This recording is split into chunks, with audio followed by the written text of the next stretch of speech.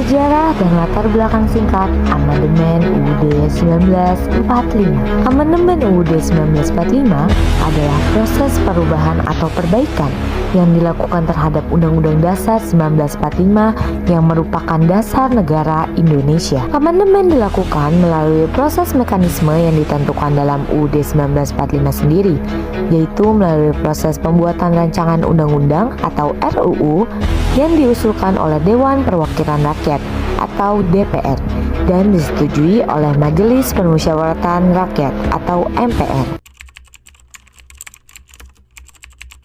Sejarah mencatat bahwa UUD 1945 sudah mengalami perubahan melalui proses amandemen sebanyak 4 kali, di mana amandemen ini merupakan perubahan pada UUD 1945 tanpa mengubah secara keseluruhan.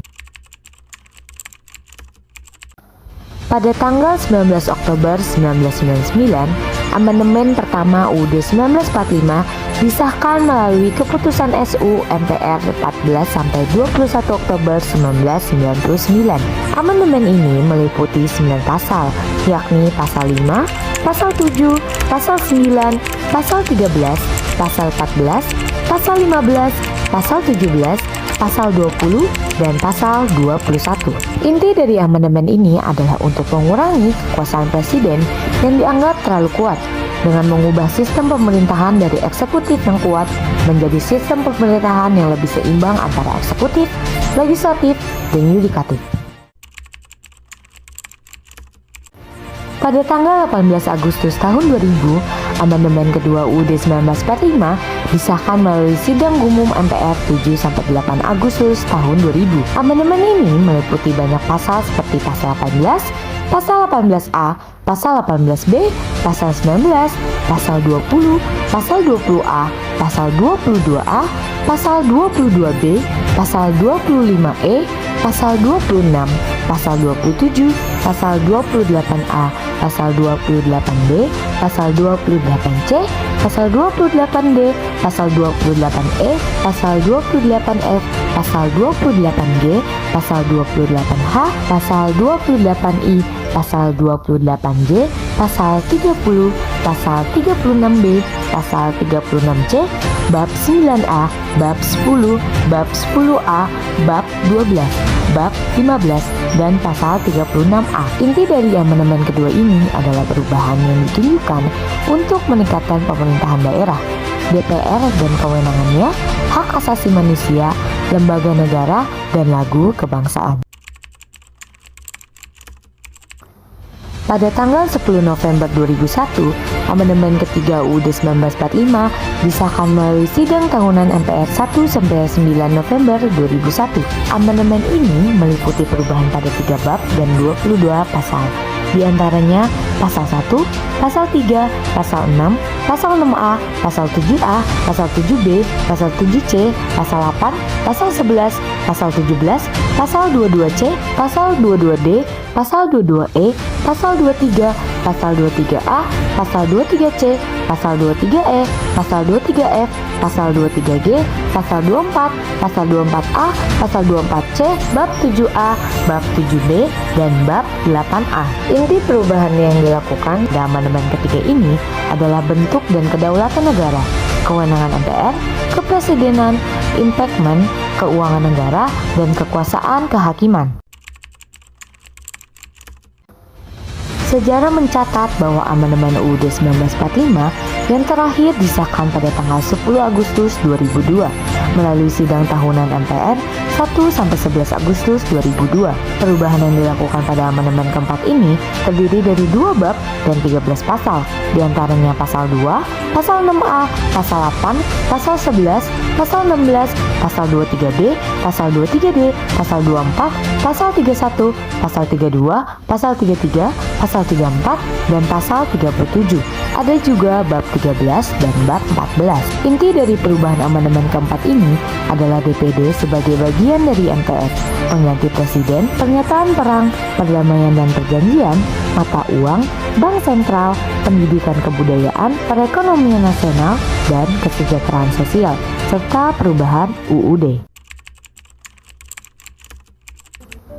Beberapa alasan utama dilakukannya amandemen atas UUD 1945 adalah: 1. Kurangnya sistem cek dan keseimbangan pada institusi-institusi pemerintahan. 2. Dominasi kekuasaan eksekutif yang terlalu kuat dengan hak prerogatif dan kekuasaan legislatif yang terlalu besar di tangan presiden. 3. Pasal 7 UUD 1945 sebelum amandemen terlalu fleksibel. Yang keempat, terbatasnya pengaturan jaminan hak asasi manusia atau HAM. Oleh karena itu, tujuan dari amandemen UUD 1945 yang dilakukan sebanyak 4 kali ini adalah untuk menyempurnakan aturan-aturan dasar negara seperti tatanan negara, kedaulatan rakyat, hak asasi manusia, pembagian kekuasaan, eksistensi negara demokrasi dan negara hukum, serta hal-hal lain yang sesuai dengan perkembangan aspirasi dan kebutuhan bangsa. Setelah saya melihat video tersebut, bagi saya amandemen ini adalah sebuah keniscayaan konstitusional karena UUD lama memiliki defisit kelembagaan yang parah, ditandai oleh dominasi kekuatan eksekutif, lemahnya sistem check and balance, dan keterbatasan jaminan hak asasi manusia. 3 kerentanan struktural ini wajib untuk diatasi. Nah, proses perbaikan ini dilakukan secara bertahap. Yang pertama, amandemen pertama pada tahun 1999 bertujuan utama untuk melakukan pembatasan normatif terhadap otoritas presiden. Nah, fungsi esensialnya adalah menetapkan pembatasan masa jabatan presiden menjadi maksimal 2 periode. Hal ini mutlak untuk mencegah terulangnya praktik otoritarian dan memastikan sirkulasi kepemimpinan. Selain itu, DPR juga diperkuat agar memiliki wewenang legislasi dan anggaran yang lebih substansial. Selanjutnya, ada amandemen kedua yang dilakukan pada tahun 2000. Nah, amandemen kedua ini difokuskan pada penguatan jaminan hak asasi manusia atau HAM. Tujuan utamanya adalah menginstitusionalisasi perlindungan HAM secara komprehensif. Nah, ditandai dengan disusunnya bab 10A yang merinci HAM secara lengkap. Fungsi ini menjadikan konstitusi sebagai benteng pertahanan tertinggi bagi hak-hak dasar warga negara. Di samping juga mengatur prinsip otonomi daerah dan pertahanan negara. Nah, lalu kita memasuki amandemen yang ketiga. Amandemen ini terjadi pada tahun 2001 yang merupakan tahap paling radikal dengan tujuan menciptakan sistem check and balance yang efektif melalui transformasi kelembagaan. Nah, di sini pemilihan presiden dan wakil presiden dialihkan menjadi pemilihan langsung oleh rakyat yang berfungsi mentransfer kedaulatan secara nyata dan meningkatkan akuntabilitas eksekutif kepada publik.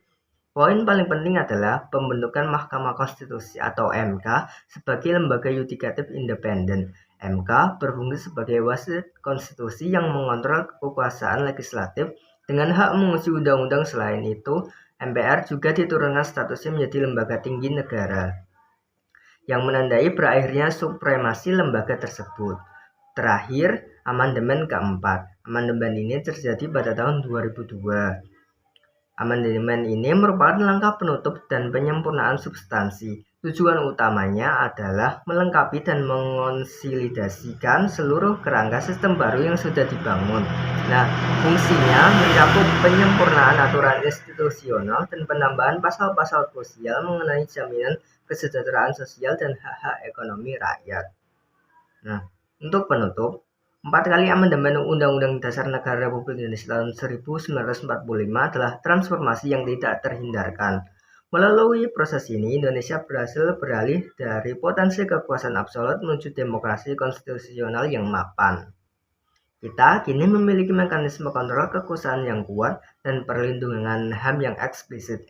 Sebuah fondasi kokoh yang harus kita jaga agar prinsip-prinsip kedaulatan rakyat dan negara hukum tidak pernah dikhianati lagi.